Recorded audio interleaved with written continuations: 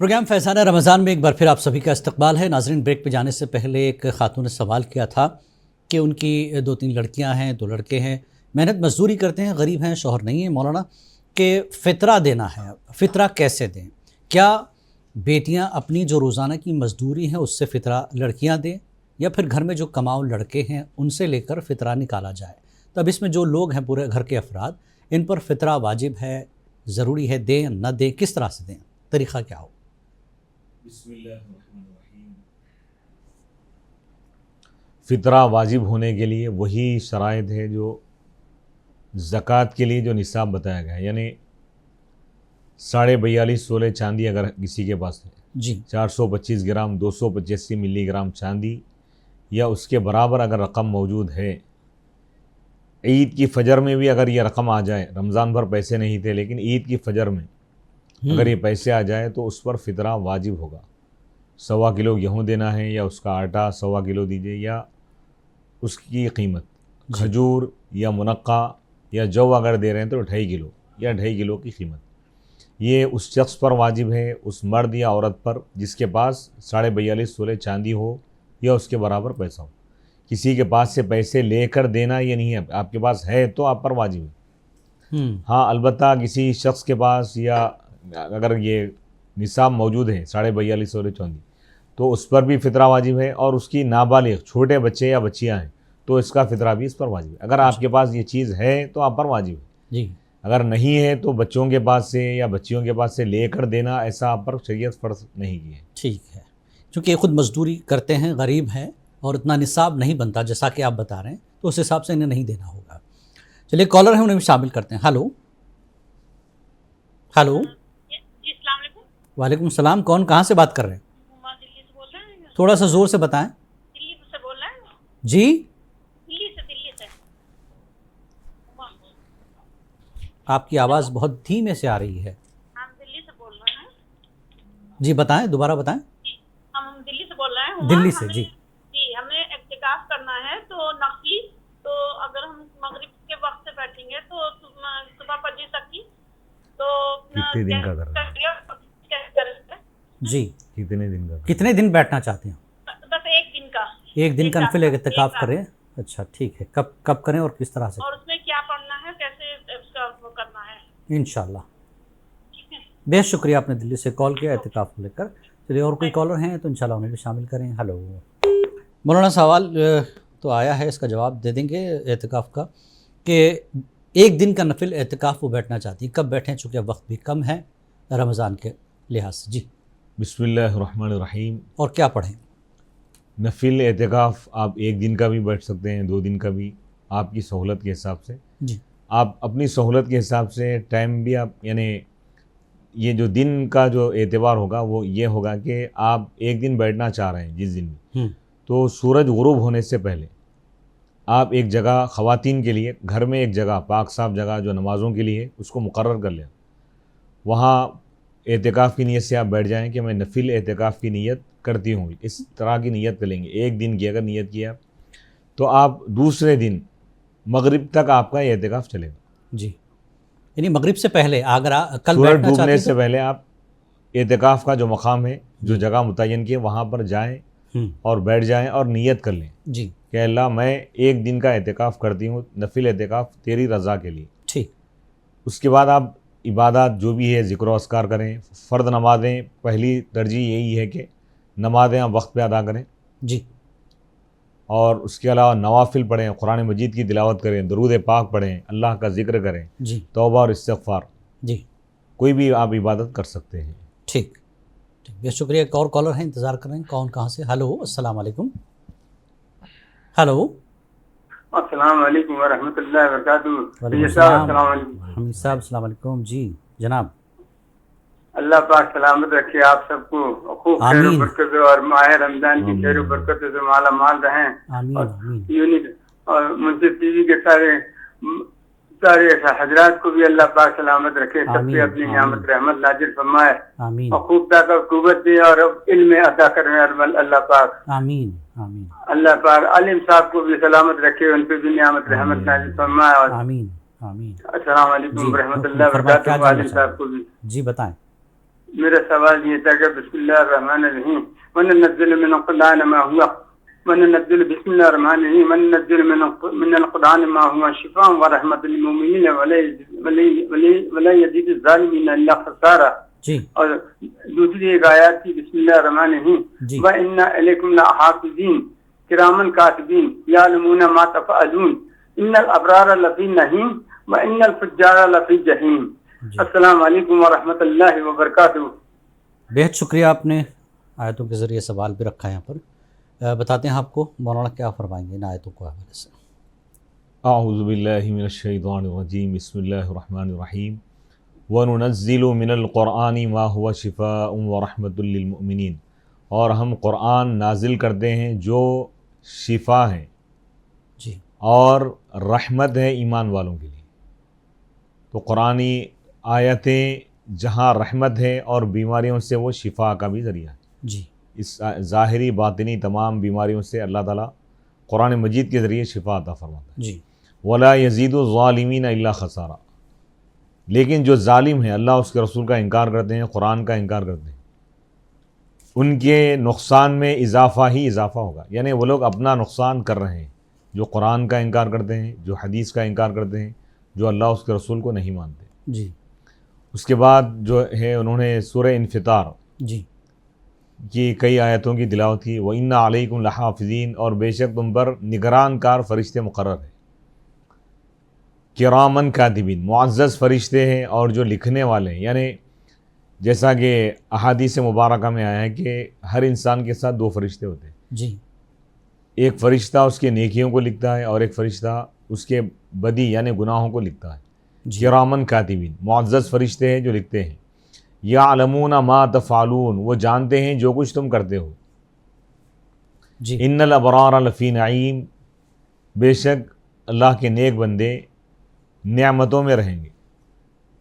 وَإِنَّ الْفُجَّارَ لَفِي جَحِيمٍ، اور جو فجار ہیں، نافرمان ہیں، گنہگار ہیں، جی وہ جہیم یعنی جہنم میں رہیں گے. جی. بہت شکریہ مولانا.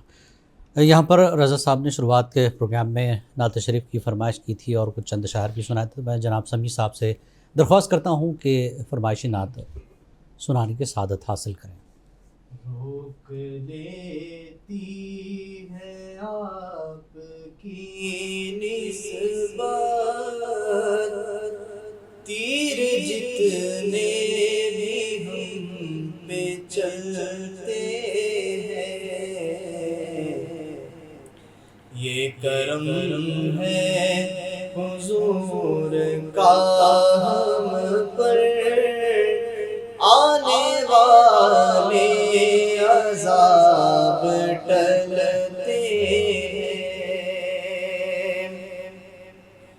وہی بھرتے جھولیاں سب کی، وہ سمجھتے ہیں بولیاں سب کی. آؤ بازار مصطفیٰ کو چلے، کوٹے سی کے وہیں پہ چلتے ہیں. اپنی اوقات صرف اتنی ہے، کچھ نہیں بات صرف اتنی ہے. کل بھی ٹکڑوں پہ ان کے پلتے تھے، ابھی ٹکڑوں پہ ان کے پلتے ہیں. کل بھی ٹکڑوں پہ ان کے پلتے تھے، ابھی ٹکڑوں پہ ان کے پلتے ہیں. یہ کرم ہے حضور کا ہم پر، آنے والے عذاب ٹلتے ہیں. سبحان اللہ. بہت بہت شکریہ سمیع صاحب. ایک کالر انتظار کر رہے ہیں, چلو انہیں شامل کرتے ہیں. ہیلو. ہلو السلام علیکم. وعلیکم السلام جناب, کون بات کریں, کہاں سے؟ سب کو میرے طرف سے دعا اور سلام. جی مفتی صاحب کو بھی. جی جی بہت شکریہ جناب. جی جی یہ نعت شریف جو ہے تو بول رہا ہوں میں. جی بتائیں بتائیں سننے کا ہے. بتائیں. جی کیا سننا نعت چاہتے ہیں؟ شریف سننے کا ہے. کون سی نعت شریف سننا چاہتے ہیں؟ بلغ الولا لکمالہ کشف الدجا لجمالہ. انشاءاللہ انشاءاللہ. کہاں سے بات کر رہے ہیں آپ؟ میں یہ میرے ڈسٹرکٹ سے ماتی بیٹ سرور حسین. جی سرور صاحب, ٹھیک ہے, بہت شکریہ. انشاءاللہ جی. چلیے انشاءاللہ آپ کو سناتے ہیں. ناظرین یہاں پر وقت ہو گیا ہے وقفے کا, وقفے کے بعد لوٹیں گے انشاءاللہ. یہ فرمائشی نعت بھی سنائی جائے گی اور اختتامی کلمات کے طور پر ایک مسلمان کے لیے اصلاح نفس کیوں ضروری ہے اور کیا اثرات اس کی زندگی پر ہوتے ہیں, کس طرح سے رمضان کی جو پریکٹس ہے اس کو آگے بھی باقی رکھا جائے, تو اس پر مولانا سے انشاءاللہ تفصیل گفتگو ہوگی. چھوٹا سا وقفہ, وقفے کے بعد جلد حاضر ہوتے ہیں.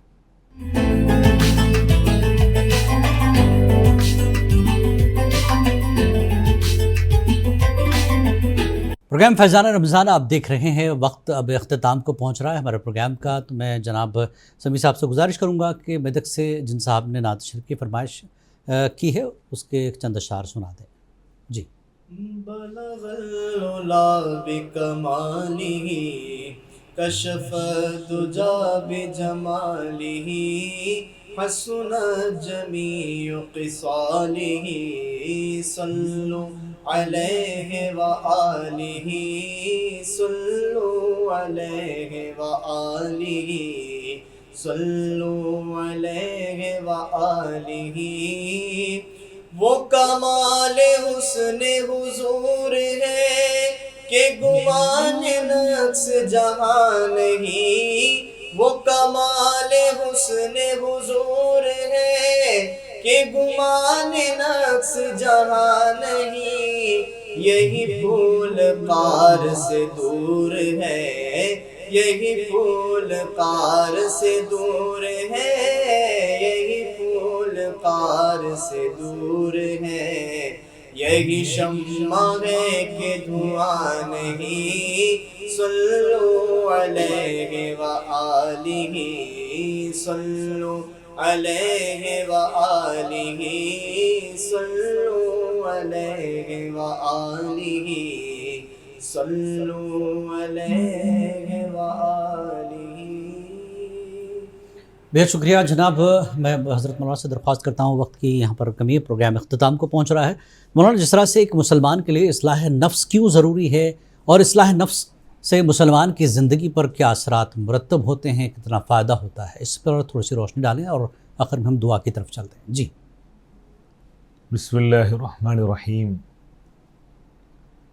دنیا اور آخرت میں کامیابی کے لیے اور اللہ کی بتائی ہوئی تعلیمات اور اللہ کے رسول صلی اللہ علیہ وسلم کے بتائے ہوئے تعلیمات کے مطابق عمل کرنا نفس کی اصلاح کے بغیر ناممکن ہے. کیونکہ انسان کا نفس جب بگڑا ہوا رہے گا تو وہ دین سے دور ہو جائے گا. جی. اور من چاہی زندگی گزارے گا. جبکہ کامیابی اس میں ہے کہ رب چاہی, رب کو جو زندگی پسند ہے وہ زندگی گزارے. جی. اور یہ پوری شریعت جو ہم کو دی گئی ہے, اللہ اس کے رسول صلی اللہ علیہ وسلم نے شریعت جو عطا کی ہے, یہ اس کا مقصد ہی یہ ہے کہ نفس کی اصلاح ہو. جی. اور نبی پاک علیہ الصلوۃ والسلام کو اللہ تعالیٰ نے دنیا میں جو بھیجا ہے اس میں سے ایک اہم ترین مقصد یہ ہے کہ وہ یزکیہم, نبی ان کو پاک کریں گے. جی. یعنی ان کے ظاہر و باطن کو پاک کریں گے, نفس کی خرابیوں کو دور کریں گے. تو یہ کام جو ہے مشائخین اعظام اولیاء اللہ اور علماء کرام بھی نبی پاک علیہ الصلوۃ والسلام کے بعد یہ کام جاری ہے. جی. تو قرآن کے ذریعے نفس کی اصلاح ہوتی ہے اور عبادات کے ذریعے نفس کی اصلاح ہوتی ہے. جی. اللہ کے رسول صلی اللہ علیہ وسلم کی سیرت اور سنت پر عمل کرنے کی وجہ سے نفس کی اصلاح ہوتی ہے. جی. تو نفس کی بنیادی پہچان یہ ہے کہ وہ گناہوں کی طرف لے جاتا ہے. جی. اگر آپ کا نفس یعنی کوئی شخص اگر گناہوں کی طرف تیزی سے جا رہا ہے تو اس کا مطلب یہ ہوا کہ اس کا نفس بگڑا ہوا ہے. جی. اب دیکھیے دنیا میں جتنے بھی خرابیاں ہیں, برائیاں ہیں, اس کی جو جڑ ہے نفس ہے. جی. نفس کی اصلاح کے لیے ہی رمضان کے روزے فرض کیے گئے. اب آپ دیکھیے رمضان میں جس طرح مساجد بھرے ہوئے نظر آتے ہیں, وجہ کیا ہے؟ کیا رمضان سے پہلے مسلمان نہیں تھے دنیا میں؟ 11 مہینے میں بھی ہے مسلمان, لیکن رمضان کے مہینے میں ہی مسجدیں کیوں فل ہوتی ہیں؟ رمضان کے یہ بعد 11 کیسے جاری مہینے، رکھیں اس کو؟ بڑا سوال یہ کہ یہ چیز جو ہے یہ 1 مہینہ جو دیا گیا ہے ٹریننگ کے لیے دیا گیا ہے، نفس کی اصلاح. نفس کو اگر 1 مہینہ اگر آپ کنٹرول کریں گے، جی نمازوں کا عادی بنائیں گے اور اس کے تقاضوں کو، ایک بات ذہن میں رکھیے، جی کوئی بھی چیز مکمل اس وقت تک نہیں ہوتی جب تک کہ اس کے تقاضوں کو پورا نہ کیا جائے. نماز برائے نام پڑھنا نہیں ہے، خشوع خضوع کے ساتھ پڑھنا ہے، اس کے شرائط کے ساتھ پڑھنا ہے، اطمینان سے پڑھنا ہے. تیزی کے ساتھ آپ رکوع سجدے کر رہے ہیں، خشوع خضوع نہیں ہے تو اس کا اثر باقی نہیں رہتا.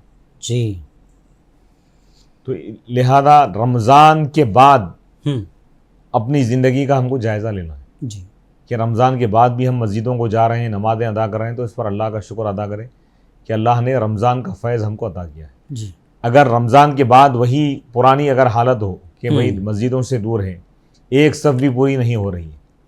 اب آپ دیکھیے چاند رات میں یہ ماحول ہو جاتا ہے کہ صرف امام صاحب، مؤذن صاحب اور چند افراد بزرگ لوگ ہی پہلی صف میں نظر آتے ہیں. بالکل. تمام لوگ یا تو آپ کو شاپنگ ہالوں میں نظر آئیں گے، شاپنگ مالوں میں نظر آئیں گے، چوراہوں پر نظر آئیں گے، گاڑی چلاتے ہوئے نظر آئیں گے.